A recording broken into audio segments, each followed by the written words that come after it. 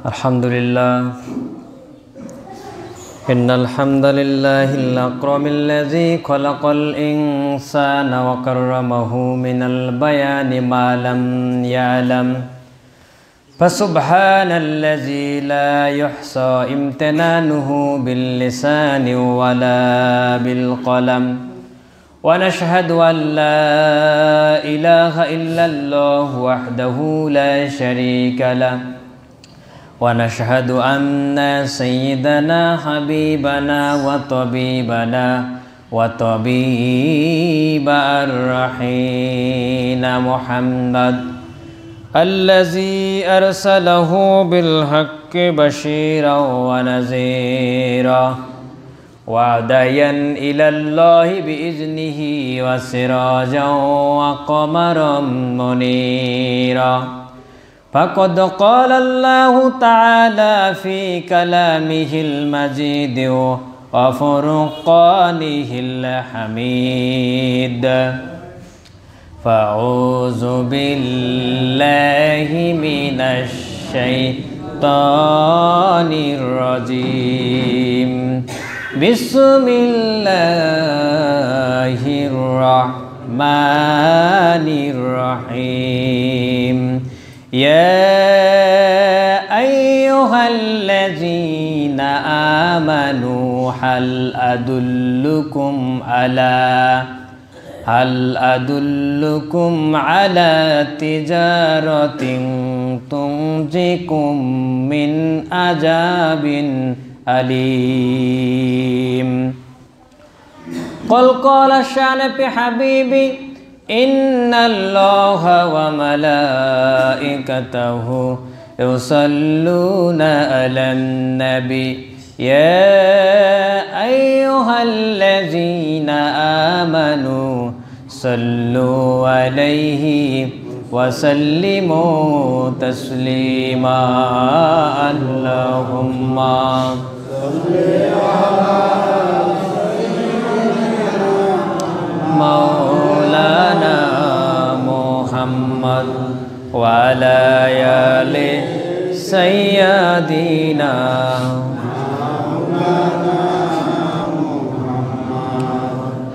আল্লাহকে ভালোবেসে দিতে পারি এই প্রাণ রাখবো ধরে মোরা রাসূলের সম্মান দাও শক্তি দাও প্রভু সেই শক্তি দাও আবু বকর ওমর ওসমান আলীর শক্তি দাও কুফরির বিরুদ্ধে মোরা লড়ব ইসলামী রাষ্ট্রে দেশ গড়ব যদি মৃত্যু দাও প্রভু সেই মৃত্যু দাও হোসেন বেলাল আমির হামজা আলীর মৃত্যু দাও। অধ্যকার আজকে এই শাওয়াল মাসের মধ্যবর্তী জুমার পরেই আজকে আমরা আল্লাহর ঘর মসজিদে সবাই সমবেত হয়ে বসতে পেরে খুশি না বেজার? আমরা খুশি হয়ে রাজি হয়ে সে আল্লাহর শুকরিয়া জ্ঞাপন করে বলে আলহামদুলিল্লাহ। আল্লাহর শুকরিয়া এজন্যই করব, পৃথিবীতে আমরা দেখেছি যতগুলো লিডার রয়েছেন তার মধ্যে সর্বশ্রেষ্ঠতম লিডারকে মুহাম্মদ রাসূলুল্লাহ সাল্লাল্লাহু আলাইহি সাল্লাম, এবং যত রাজা বাদশা রয়েছেন সবচেয়ে বড় বাদশা হলো আমাদের রব, মহান রব আল্লাহ সুবহানাহু ওয়া তাআলা। এই আল্লাহ হলো বৈষম্যহীন। আল্লাহ কি বৈষম্যহীন? আল্লাহ দেখেন, আল্লাহ তার সৃষ্টিতে, তার রহমতে, তার বরকতে, তার দয়ায়, তার করুণায় আল্লাহ হলো বৈষম্যহীন আল্লাহ। কথা বলেন ঠিক কিনা? কেন আল্লাহ বৈষম্যহীন? দেখেন, রব্বে কারিম যখন সূর্যটারে আলো দেন, এই আলো যখন পৃথিবীর জমিনে পড়ে, এই আলো মনে হয় শুধু বিএনপির ভাইরে পায়, জামাতের ভাইরে পায় না, এমনটা হয় নাকি? না। বাংলাদেশ থেকে আওয়ামী লীগকে নিষিদ্ধ করেছি, সূর্য যখন আলো দেয় মনে হয় আওয়ামী লীগের ভাইরা আলো পায় না, এমনটা করে কি? এমনটা করে না। আল্লাহ যখন রহমতের বৃষ্টি দেন, এই রহমতের বৃষ্টি শুধু গরিবদের জমিতে দেয় না, ধনীর জমির মধ্যেও আল্লাহ বৃষ্টি দেয়। আল্লাহ যখন বৃষ্টি দিচ্ছেন, এই বৃষ্টির মাধ্যমে যখন ফল ফলাদিগুলো বৃক্ষের মধ্যে দিয়ে দেন, আল্লাহ শুধু ধনীদের গাছেই দেন না, আল্লাহ গরিব মিসকিন অসহায় সবার গাছেই ফলের ব্যবস্থা করে দেন। এই জন্য রব্বে কারিম হলো বৈষম্যহীন রব, বৈষম্যহীন স্রষ্টা। এই আল্লাহ তাআলা তার সৃষ্টিতে, তার দয়ায়, করুণায় আল্লাহ রাব্বুল আলামিন কোনো বৈষম্য করে না। কিন্তু বৈষম্য যারাই করে তারাই হলো রবের বান্দা। রবের বান্দারাই বৈষম্য সৃষ্টি করে, কিন্তু আল্লাহ কোনো বৈষম্য সৃষ্টি করে না। আল্লাহ এটার দ্বারা বুঝাইলেন, বান্দা আমি তো তোমাদের রব, তাবারাকাল্লাযী বিয়াদিহিল মুলক, পৃথিবীর সমগ্র ক্ষমতা, পৃথিবীর ক্ষমতা করায়ত্ত তো আমার হাতে। আমি আল্লাহ বৈষম্য করি না, তোমরা জমিনের মধ্যে বৈষম্য করো কেন? যখনই তোমরা আল্লাহর সৃষ্টির মধ্যে বৈষম্য করবা, আমি রব্বে কারিম তোমাদের ওই সৃষ্টি থেকে আমি আল্লাহ আমার রহমতগুলো উঠায় নেব, আমার বারাকা উঠায় নেব। ওই জিনিসের মধ্যে তোমরা কোনো বরকত খুঁজে পাবে না।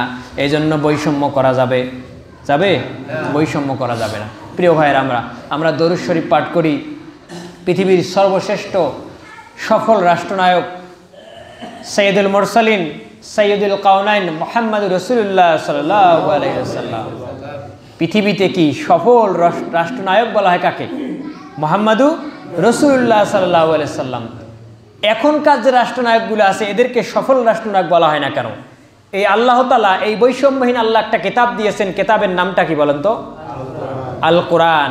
এই কোরআনটা দিয়েছেন, এই কোরআন মসজিদে আছে, মাদ্রাসায় আছে, মক্তবে আছে। কিন্তু এই কোরআন পার্লামেন্টে না থাকার কারণে এই কোরআন এই দেশের মধ্যে দেখেন অনিয়ম, অত্যাচার, দুর্নীতি, আহাজারি, চুরি, খুন খারাপি চলছে কি চলছে না? চলছে। কিন্তু বিশ্বনবী মুহাম্মদুর রাসূলুল্লাহ সাল্লাল্লাহু আলাইহি ওয়াসাল্লাম যেহেতু আমাদের রোল মডেল, উনি আমাদের আইডল ছিলেন, ওই নবী হলেন শ্রেষ্ঠ মহানেতা।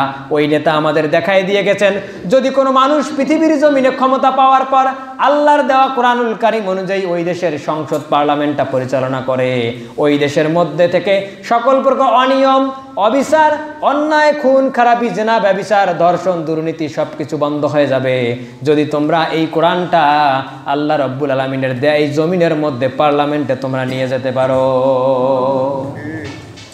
আজকে স্বাধীনতার 55 বছর পেরিয়ে গেলেও যারা অতীতে বাংলাদেশে শুধু নয় তাম পৃথিবীতে রাষ্ট্র ক্ষমতা পরিচালনা করেছেন, কেউই আমাদের শান্তি দিতে পারে নাই, কেউ ইনসাফ ভিত্তিক ন্যায় বিচারে প্রতিষ্ঠিত করতে পারে নাই।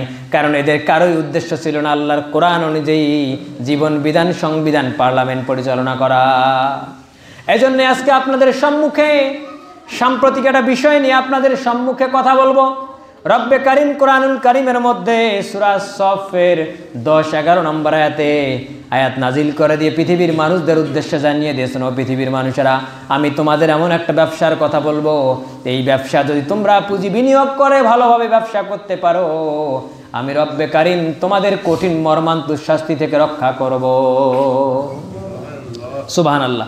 রব্বে কারিম কি বললেন আমরা দেখি। ইয়া আইয়ুহাল্লাযীনা আমানু হাল আদুল্লুকুম আলা তিজারাতিন তুনজিকুম মিন আযাবিন আলীম। আল্লাহ বলেন, ইয়া, হে আইয়ুহাল্লাযীনা আমানু, হে ইমানদারগণ। হে কি ইমানদারগণ? আল্লাহ কিন্তু অমুসলিমদের ইঙ্গিত করেন নাই। ইয়া আইয়ুহাল্লাযীনা আমানু, হে ইমানদারগণ, হাল আদুল্লুকুম আলা তিজারাতিন তুনজিকুম মিন আযাবিন আলীম।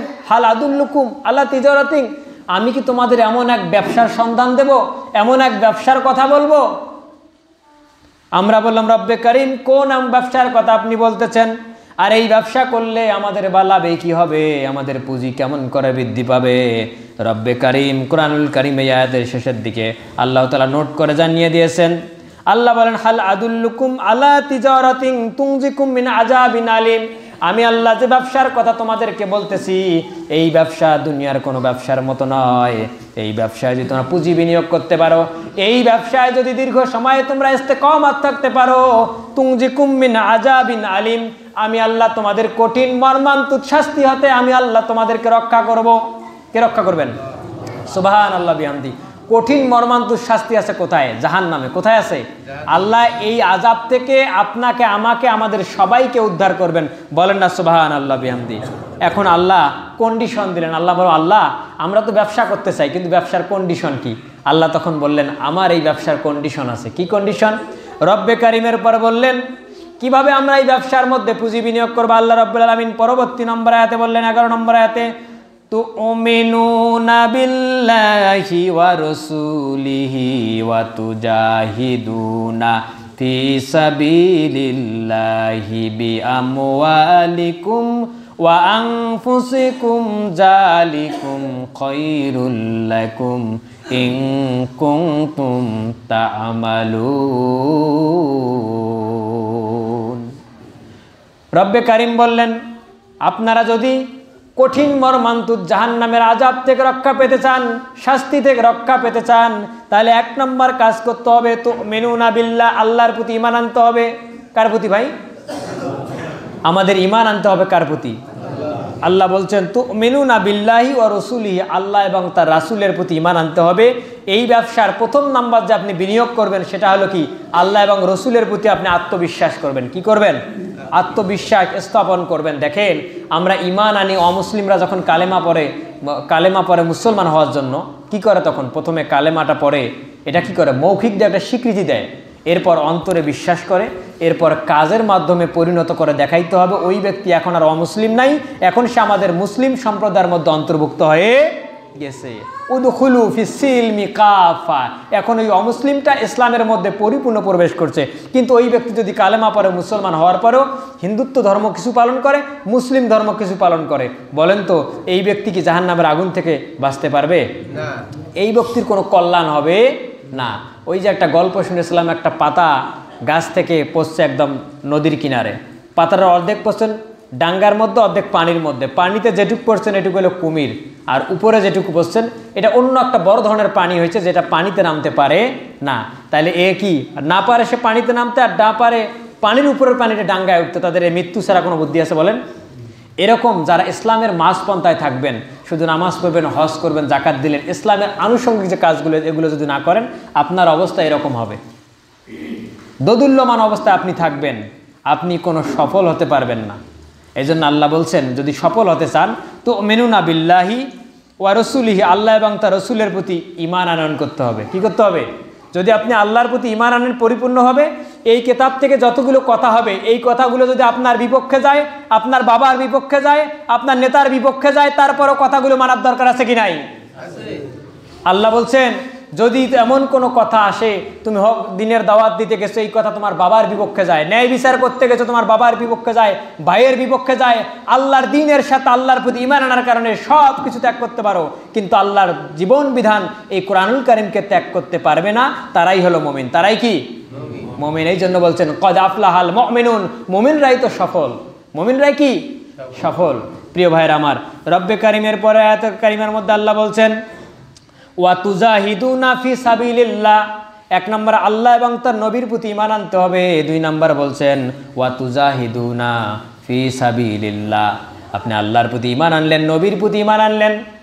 তার মানে আপনি একজন নেতার অনুসরণ করতেছেন, এই নেতা যে কাজগুলো করবে আপনি সেই কাজগুলো করবেন না। আমি একজন নেতার অনুসরণ করে, এই নেতা আজকে রংপুরে আসবে, আমি আজকে জুম্মায় ছুটি নিচ্ছি বলে আমার নেতা ঢাকা থেকে আসতেছে, আমি মসজিদে যেতে পারবো না। নেতার অনুসরণ।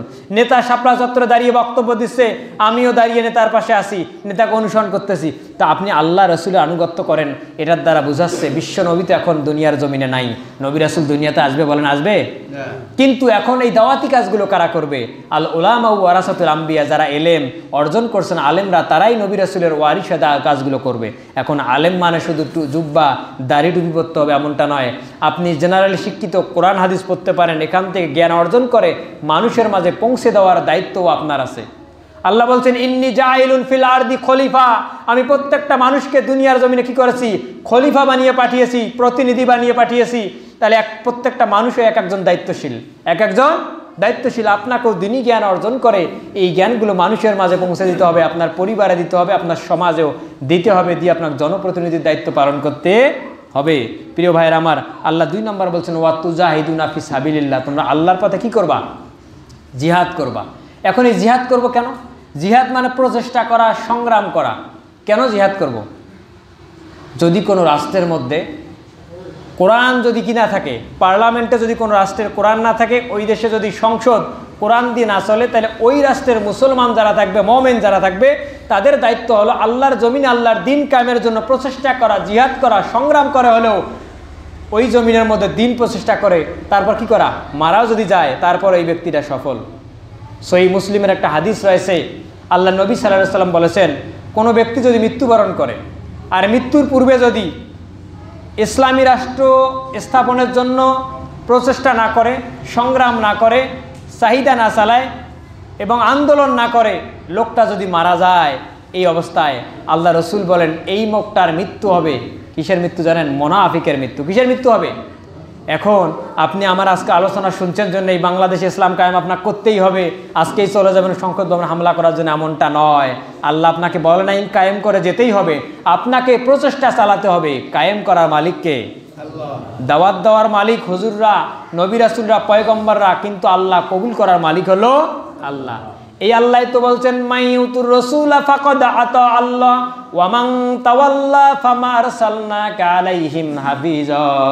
ওগো নবী, তুমি মানুষের মাঝে দাওয়াত দাও, হেদায়েতের মালিক আমি আল্লাহ। আমি তোমাকে প্রহরী বানিয়ে পাঠাই নাই, দারওয়ান বানিয়ে পাঠাই নাই, লাঠি দিয়ে পেটাইয়া সোজা করবা, কারণ হেদায়েতের মালিক হলো আমি আল্লাহ। বলেন হেদায়েতের মালিক কে? এজন্যই আমরা মসজিদে ওয়াজ নসিহত করতেছি, ময়দানে ওয়াজ নসিহত করতেছি। আপনি যদি নিজে পরিবর্তনের চেষ্টা না করেন, আল্লাহ আপনারে কবুল করবে না। প্রিয় ভাইরা আমার, এজন্য আল্লাহর জমিনে দিন কায়েমের প্রচেষ্টা করার দরকার আছে কি নাই? আছে না? আল্লাহ রাব্বুল আলামিন এরপর আয়াতে বলছেন যে আপনারা তো আল্লাহ এবং রসুলের প্রতি ঈমান আনবেন, এরপরে জিহাদ করবেন আল্লাহর জমিনে। এখন এই জিহাদ করতে যদি মারা যান, আপনার জীবনটা সফল না বিফল ভাই? সফল। আল্লাহ বলছেন যারা আল্লাহর জমিনে আল্লাহর দিন কায়েমের জন্য আন্দোলন করতে গিয়ে মারা যায়, মাইর খায়, অঙ্গহানি হয়ে যায়, বিছানার মধ্যে পড়ে থাকে, এই ব্যক্তির হতাশ হওয়ার দরকার না। আল্লাহ বলছেন ওয়ালা তাকুলু লিমান ইয়াকতালু ফি সাবিলিল্লাহি আমওয়াত বাল আহইয়াউ ওয়ালাকিন লা তাশউরুন। আল্লাহ বলছেন ওয়ালা তাকুলু লিমান ইউকতালু ফি সাবিলিল্লাহ, তোমরা ওই লোকদেরকে মৃত বলো না যে আল্লাহর জমিনে আল্লাহর দিন প্রতিষ্ঠা করার জন্য শহীদ হয়ে যায়। বাল আহইয়াউ ওয়ালাকিন লা তাশউরুন, বরং এরা জীবিত, কিন্তু তোমরা এটা অনুধাবন করতে পারো না। শহীদরা জীবিত, শহীদরা কি জীবিত, কিন্তু আমরা এটা অনুধাবন করতে পারি না, কারণ এদের মর্যাদা আল্লাহ এত বেশি বাড়ায় দিয়েছেন যে এদেরকে মৃত বলতেও আল্লাহ নিষেধ করেছেন। প্রিয় ভাইরা আমার, আল্লাহ রাব্বুল আলামিন পরে আল্লাহ রাব্বুল আলামিন আমাদের উদ্দেশ্যে বললেন যে আপনারা তো আল্লাহর পথে জিহাদ করবেন। কি দ্বারা জিহাদ করবেন? আল্লাহ বলছেন বি আমওয়ালিকুম, তোমাদের সম্পদ দ্বারা, ও আনফুসিকুম, তোমাদের জান এবং মাল দ্বারা। কার পথে জিহাদ করবেন? আপনি যে সংগ্রাম করতে যাবেন, আপনার বিপক্ষ দল অস্ত্র শস্ত্র নিয়ে আসছে, আপনার হাতে অস্ত্র নাই, দোয়া দরুদ পরে কাজ হইবে বলেন? হবে? আপনাকে এই জন্য অর্থ বিনিয়োগ করতে হবে, ওদের প্রয়োজনীয় সামগ্রী অস্ত্রশস্ত্র কিনে তারপরে সশস্ত্র সহ আপনাকে জিহাদের ময়দানে যেতে হবে, যুদ্ধ করতে হবে জান এবং মাল দ্বারা। কি দ্বারা ভাই? জান এবং মাল দ্বারা যুদ্ধ করে আল্লাহর জমিনে আল্লাহর দিন প্রতিষ্ঠা করতে হবে। কেন জান আর মাল আল্লাহর পথে ব্যয় করব? আল্লাহ সূরা তাওবার 111 নম্বর আয়াতে বলছেন ইন্নাল্লাহা হাসতারা মিনাল মুমিনিনা আনফুসাহুম ওয়া আমওয়ালাহুম বিআন্না লাহুমুল জান্নাহ। রব্বে কারীম বলেন, ও পৃথিবীর মুমিনেরা শোনো, আমি আল্লাহ তোমাদের জান এবং মালটারে ক্রয় করে নিয়েছি, ইস্তারা করেছি, মানে ক্রয় করেছি। জান এবং মাল কে ক্রয় করছে? তাহলে আপনার আমার জীবন সম্পদের মালিক কে বলেন তো? আল্লাহ। এই যে আল্লাহ যে কিনে নিলেন, কিসের বিনিময়ে কিনে নিছেন ভাই? জান্নাতের বিনিময়ে কিনে নিছেন। তার মানে জান্নাতের মালিক মুমিনরা, আর মুমিনদের জান এবং মালের মালিক কে? আল্লাহ। তাহলে আমরা জান এবং মাল যদি আল্লাহর হয়ে থাকে, তা আল্লাহর জমিনে আল্লাহর দিন প্রতিষ্ঠা করার জন্য আমাদের কোনো ভয় আছে ভাই? ভয় আছে? দেখেন আজকে আফগানিস্তানে ইসলামী রাষ্ট্র ঘোষণা করার 2 মাসের মাথায় আল্লাহ রাব্বুল আলামিন আফগান বাহিনীদের হাতে পান্নার খনি দিয়ে দিলেন, খনিজ সম্পদের খনি দিয়ে দিলেন। আফগানের বর্তমান অর্থনৈতিক অবস্থা এমন হয়ে গেছে, গোটা বিশ্বের মধ্যে হয়তো অল্প কিছুদিনের মধ্যেই শীর্ষস্থানীয় সম্পদশালী দেশগুলোর মধ্যে আফগানিস্তান লিস্টে আসবে ইনশাআল্লাহ।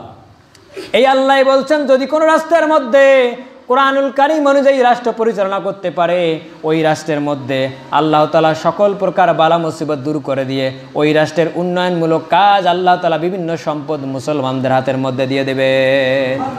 সূরা আরাফের 19 নম্বর আয়াতে আছে। আজকে আমার বাংলাদেশের কথা চিন্তা করেন, আজকে আমার বাংলাদেশে পীরগঞ্জে 2টা কয়লার খনি পাওয়া গেছে। পীরগঞ্জে যে কয়লার খনি রয়েছে, বাংলাদেশে যদি এই কয়লাগুলো উত্তোলন করা হয় 100 বছরের চাহিদা মিটিয়েও বিদেশের মধ্যে রপ্তানি করা যাবে। আজকে লালমনিরহাটে ইউরেনিয়ামের খনি রয়েছে, আজকে পার্বত্য চট্টগ্রামে পাহাড়ের নিচে আল্লাহ স্বর্ণের খনি দিয়েছেন, আজকে রব্বে কারিম সেন্ট মার্টিনের দ্বীপে তেলের খনি দিয়েছেন, অসংখ্য গ্যাসের খনি বাংলাদেশের মধ্যে রয়েছে।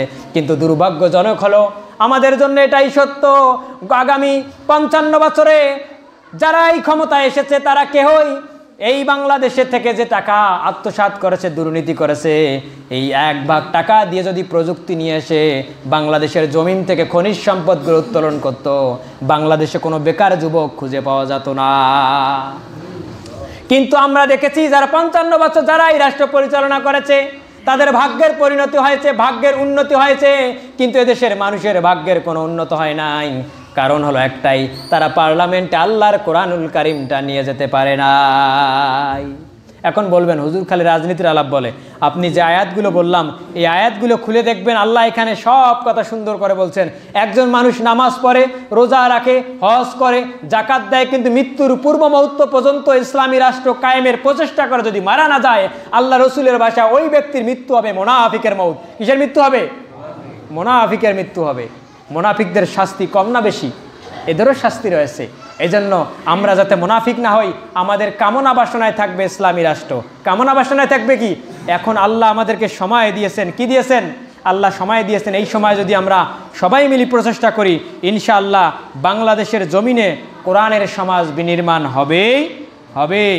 আল্লাহর নবীর একটা হাদিস রয়েছে, আমার মদিনাওয়ালা নবী বলেন, আন আবি হুরায়রা তাআলা আনহু ক্বাল রাসূলুল্লাহ সাল্লাল্লাহু আলাইহি ওয়াসাল্লাম, মান তামাসসাকা বিসুন্নতি ফাসাদা উম্মতি ফালাহু আজরু মিয়াতু শহীদ।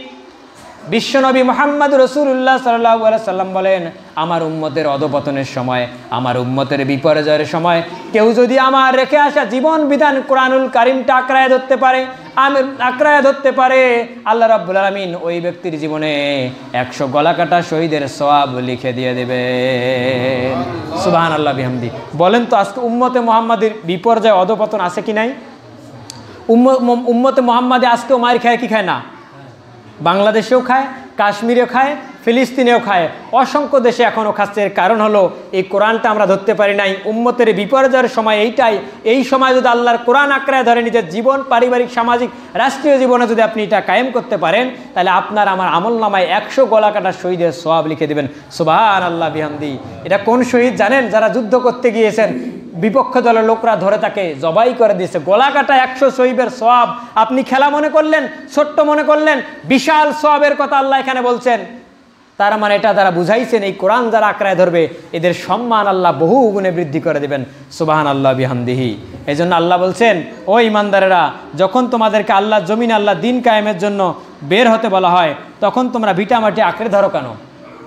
রব্বে কারিম সূরা তাওবার মধ্যে 38 নম্বর আয়াতে আল্লাহ রাব্বুল আমিন বলছেন, ইয়া আইয়ুহাল্লাযীনা আমানু মালাকুম ইযা কিলা লাকুম ইনফিরু ফি সাবিলিল্লাহি ইসসাকালতুম ইলাল আরদ আরাদিতুম বিল হায়াতিদ দুনিয়া ফিল আখিরাতি ইল্লা কলিল।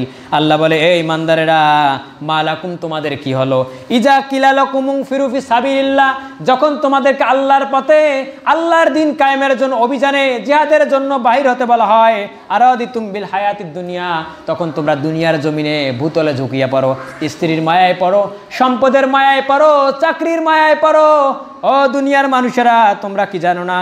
ফামা মাতাউল হায়াতের দুনিয়া ফিল আখিরাতি ইল্লা কলিল, আখিরাতের তুলনায় দুনিয়ার জীবনের উপকরণ, ভোগ্য সামগ্রীগুলো একবারেই কম, কিঞ্চিৎ পরিমাণ, যেখানে 50,000 বছরে একদিন হবে। খেয়াল করে দেখেন, এই জন্য আল্লাহ বলছে, ফামা মাতাউল হায়াতুদ দুনিয়া ফিল আখিরাতি ইল্লা কলিল, আখিরাতের দুনিয়া দুনিয়ার জীবনের চেয়ে কি হবে? দুনিয়ার জীবন আখিরাতের তুলনায় একবারে কম, কিঞ্চিত পরিমাণ। আল্লাহ এই জন্য বলছেন, আল্লাহ তোমাদের সময় দিয়ে থাকেন যাতে প্রচেষ্টা করে তোমরা আল্লাহর জমিনে দিন কায়েম করতে পারো। কিন্তু যদি দিন কায়েম না করতে পারো, আল্লাহ তোমাদেরকে আবার একটা নতুন দলকে নিয়ে এসে তোমাদের উপরে স্থলাভিষিক্ত করবেন, যারা তোমাদের উপর অত্যাচার করবে, নির্যাতন করবে, তোমরা তার কিছুই করতে পারবে না। এটা সূরা তওবার 39 নম্বর আয়াতে আল্লাহ বলছে যে ইল্লা তানফিরু ইউআযযিবুকুম আযাবান আলিমা ওয়া ইয়াস্তাবদিল কওমান গায়রুকুম ওয়া লা তাদুররুহু শাইয়্যা। যদি উপযুক্ত সময়ে তোমরা জিহাদের ময়দানে ঝাঁপিয়ে না পড়ে ওই ভূখণ্ডকে তোমাদের রক্ষা না করো, ইসলামী সমাজ বিনির্মাণের প্রচেষ্টা না করো, আল্লাহ তোমাদের কিছুদিনের মধ্যেই তোমাদের ভাগ্য আকাশে এমন একটা কালো অন্ধকার মেঘ দিয়ে দেবেন যে বৃষ্টি শুধু পড়তেই থাকবে, এই বৃষ্টি আর থামবে না।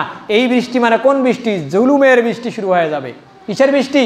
আপনার স্ত্রী বাহির হতে পারবে না, আপনি ব্যবসা করতে পারবেন না, চাঁদাবাজি করবে, আপনার মেয়ে ইউনিভার্সিটি যাইতে পারবে না, তার রন্নাটা ওই গেউপালা রন্নাওয়ালা ছেলেরা আপনার মেয়ের রন্নাটা টেনে ছিঁড়ে ফেলবে, আপনি কিছুই করতে পারবেন না, যেমনটা ভারতের জমিনে আজকে হচ্ছে। এজন্য আল্লাহর হুকুম হাকম অনুযায়ী আমাদের প্রত্যেকের ব্যক্তিগত পারিবারিক জীবন চলার দরকার আছে কি নাই প্রিয় ভাইয়ের আমার? আচ্ছা, চলার দরকার আছে।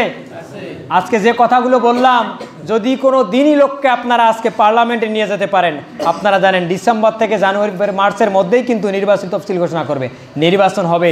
এইখানে উপযুক্ত সময় আপনারা অনেক লোককে দেখেছেন, এবার দিনদার লোককে আল্লাহর সংসদে নিয়ে যাওয়ার জন্য যদি প্রচেষ্টা না করেন, আপনি মুনাফিক হবেন।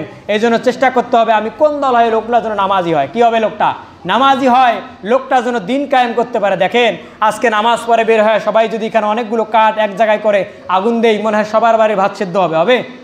হবে? সেদ্ধ হবে না। কারণ কি? প্রত্যেকের বাড়ির নিচে চুলার পাতিলের নিচে জাল দিতে হবে। কোথায় জাল দিতে হবে? তেমনি করে আমাদের প্রত্যেকটা জায়গা থেকে নিজ নিজ অবস্থায় আমরা নিজের ভোটগুলো যদি দিতে পারি, দিয়ে যদি একজন যোগ্য নেতা নির্বাচন করতে পারি, তাহলে শান্তি সব জায়গার মধ্যে ফিরে আসবে। শান্তি কোথায় ফিরে আসবে? সব জায়গার মধ্যে শান্তি ফিরে আসবে। আজকে উপযুক্ত সময় এসেছে, কোরআন হাদিস দিয়ে আমরা লিকগুলো বের করব, বের করার পর ঘষা দিয়ে পট্টি বসাই দেবো। সাইকেলের লিক সারি না আমরা, এই পট্টি হলো কোন পট্টি? ভোট। আল্লাহ বলছেন সূরা বাকারার মধ্যেও আছে, আল্লাহ বলছেন কেউ যদি যোগ্য নেতা, ভালো নেতা নির্বাচন করতে পারেন, এই নেতা যতগুলো ভালো কাজ করবে সব আমল আপনার দরবারে আসবে, আপনার আমল নামায় আসবে। আর যদি এমন নেতা নির্বাচন করেন নামাজ নিজেও পড়ে না, কর্মীদেরকেও পড়তে বলে না, ইসলামী সমাজ বিনির্মাণের চেষ্টাও করে না, তাহলে এই লোকটা যতদিন ক্ষমতা থাকবে আপনার আমল নামায় কি আসতে থাকবে? ওই ব্যক্তি যত পাপ করবে, খারাপ কাজ করবে, আপনার এখানে আসতেই থাকবে। এর জন্য প্রিয় ভাইয়ের আমার, এখন সময় এসে গেছে আমাদের, কি সময়? দিনদার লোককে নির্বাচন করে আনতে পারি। আজকে যে ওয়াজ করেন টাকা দিয়ে বক্তা আনার দরকার কি? আরে ইসলামী রাষ্ট্র যখন কায়েম হবে তখন ধর্ম মন্ত্রণালয় থেকে আছে পাঠাই দিবে, আজকে রংপুর মাহিগঞ্জে অমুক জায়গায় বটতলি বাজারের মধ্যে অমুক বক্তা যাবে, আব্দুল্লাহ মোহাম্মদ সাইফুল্লাহ। কালকে রঘুবাজারে ওয়াজ করবেন কে? ডক্টর মিজান আজহারি, ইসলামী ফাউন্ডেশন থেকে তাকে পাঠাই দিবে, যাতায়াত খরচ সব হবে ওনাদের।